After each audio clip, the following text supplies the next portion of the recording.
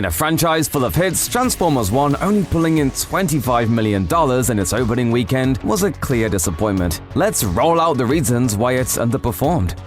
When an Illumination or Pixar feature hits theaters, the expectation is that it's guaranteed to be a financial success. Unfortunately, not every animation studio is so lucky. Case in point, Transformers 1 distributor Paramount Pictures. The studio's homegrown animated movies over the years have had an erratic box office track record that includes a deeply worrying box office bomb. Sure, the company is responsible for lucrative features rooted in familiar IPs. The movie adaptations of famous kids' TV shows SpongeBob SquarePants and Paw Patrol were reliable money makers. Then there's Teenage Mutant Ninja Turtles, Mutant Mayhem, which was a late summer 2023 hit critically and a decent performer financially.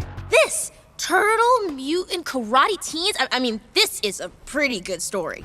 But Paramount has also released a bevy of animated flops under its belt. Sherlock Gnomes and Wonder Park were both costly misfires despite launching in prime mid-March release dates. In July 2022, Paws of Fury: The Legend of Hank continued its troubles with animated features at the box office. Part of the problem has been that Paramount doesn't release new animated movies on a super frequent basis, so the studio hasn't developed consistently successful marketing techniques to aid each new release. It's possible for a movie with Mutant Mayhem level buzz to overcome Paramount's animated movie doldrums, but Transformers 1 didn't quite have enough of the touch.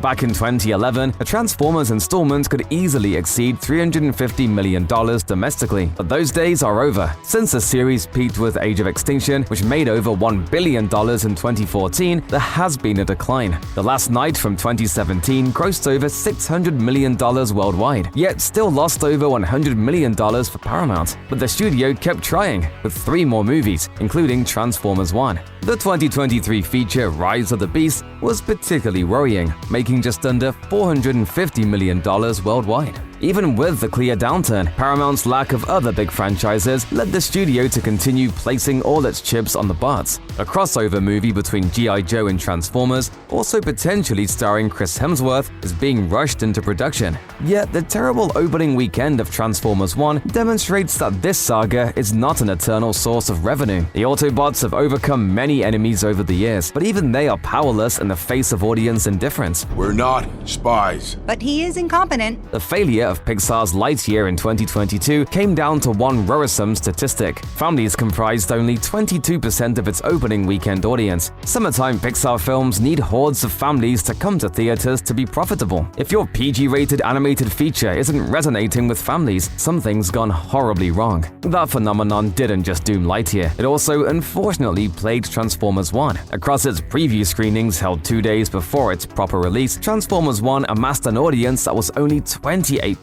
families. More often than not, people buying Transformers 1 tickets were nostalgic adults. It'd be one thing if Transformers 1 opened to $100 million thanks to largely older viewers. But the already converted Transformers devotees numbers aren't that big. General moviegoers, both young and old, gave the movie a shrug. What's extra worrisome is that younger skewing movies tend to hold much better after opening weekend. Titles like Lightyear, drawing in mostly nostalgic adults on opening weekend, typically drop like a stone after their debut weeks.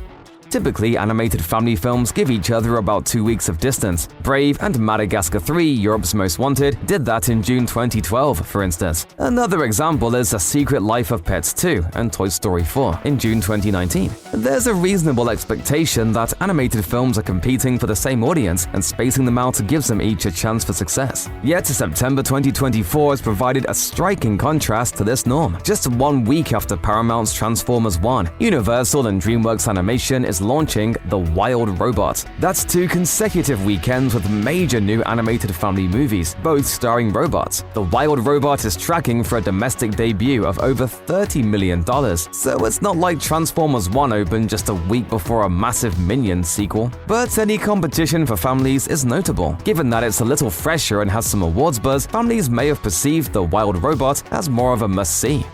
Sometimes the qualities that make a movie great also doom it at the box office. The numbers for Furiosa reflected its unwillingness to give viewers a standard Mad Max Fury Road rehash. Now Transformers 1 is facing the same problem. In this case, not including human characters benefited this Josh Cooley directorial effort tremendously. The more streamlined narrative allowed bots like Optimus Prime and Megatron to come alive as three-dimensional characters. Unfortunately, focusing entirely on animated robots probably alienated many audience members. Previous Transformers movies leaned on the human element to draw audiences in, and put some famous faces in front of the camera to help even more. Transformers 1 technically had famous people in its cast, but they were all off-screen voiceover performers. That's not the same as promising audiences a new Mark Wahlberg action movie that just happens to feature big robots. Ditching the humans was the smartest artistic move that Transformers 1 could have made, and it also likely sealed its box office doom.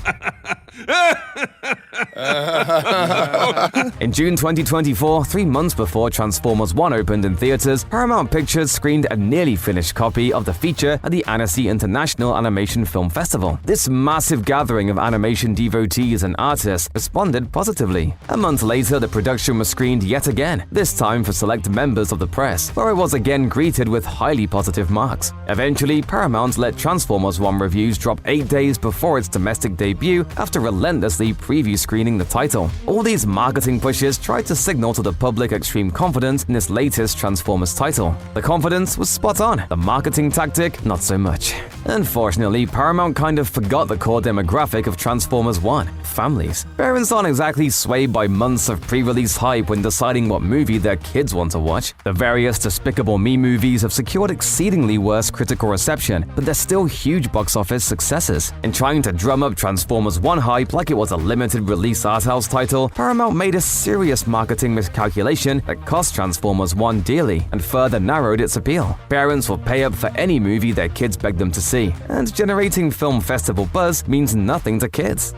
2018's Bumblebee opened on a flashback to the final days of Autobots and Decepticons duking it out on Cybertron. This battle was something of a breath of fresh air after years of the ultra-realistic and cluttered style of the Michael Bay Transformers movies. For Bumblebee, director Travis Knight opted to realize these characters as a colorful 1980s G1 counterparts. And for longtime fans, it was a glorious sight to see accurate, vibrant versions of Soundwave and RC on the big screen. This sequence did provide a problem for Transformers 1 though. After all, this reboot also employed G1-style character designs for Optimus Prime and Megatron in a bid to get nostalgic fans to buy tickets to this tentpole. However, that demographic already had their nostalgia itch scratched with Bumblebee years ago, and the novelty of seeing Transformers that look like their 1980s incarnations has worn off a little. However, it's hard to properly exploit nostalgia when a title like Bumblebee has already stolen a lot of the thunder. A sequence like the Cybertron battle that drew extra eyeballs to Bumblebee in 2018 ended up helping capsize Transformers 1 6 years later. You know what? We are so screwed! If there's one subgenre families keep rejecting over the last 25 years, it's animated science fiction. A handful of hits exist in this space, like goofy comedy Monsters vs. Aliens or Pixar's quieter romantic drama WALL-E. Otherwise though, this domain is almost exclusively littered with deeply devastating financial misfires. The Iron Giant in 1999 was a crushing blow for Warner Brothers feature animation, while Titan AE was a big factor in the closure of Fox Animation Studios. Even Disney has succumbed to this problem with titles like Treasure Planet. It's hard to pinpoint one reason these projects are so likely to sink. It may just be that the emphasis on intense action may deter families. Historically, audiences prefer seeing kid-friendly animated titles heavy on laughs and musical numbers. Unsurprisingly, this historical trend came back to haunt Transformers 1. Even with a final trailer emphasizing the film's comedic elements, Transformers 1 looks like the kind of punch-heavy animated sci-fi material family audiences have always given the cold shoulder. Allow me. Transformers lore was never simple, but each new movie in the franchise makes everything even harder to follow. This trend peaked with Transformers: The Last Knight, which introduced a secret society known as the Order of the Whipped Wiccans that worked with the Transformers through every era of history. Because of the massive implications of this twist, it's no surprise that subsequent Transformers installments have opted to ignore elements introduced in The Last Knight in favor of more accessible standalone storylines. That approach reached its peak with Transformers 1, which takes things as far away from from Earth as physically possible. Foregoing the domain of Sam Witwicky and company in favor of the planet Cybertron helped Transformers 1 from an artistic standpoint, giving the movie a blank creative slate to work with. Unfortunately, this element also likely turned off some moviegoers. The fact that Transformers 1 is a prequel and a reboot meant it couldn't draw in every single die-hard fan of the previous films. Certain audience members nostalgic for the late 2000s blockbuster cinema of their youth may have even turned up their noses at a Transformers movie fully divorced from the explosive stylings of Michael Bay. Even though the original Transformers director is a producer on Transformers 1, the drastic change in style meant that the movie couldn't please everyone.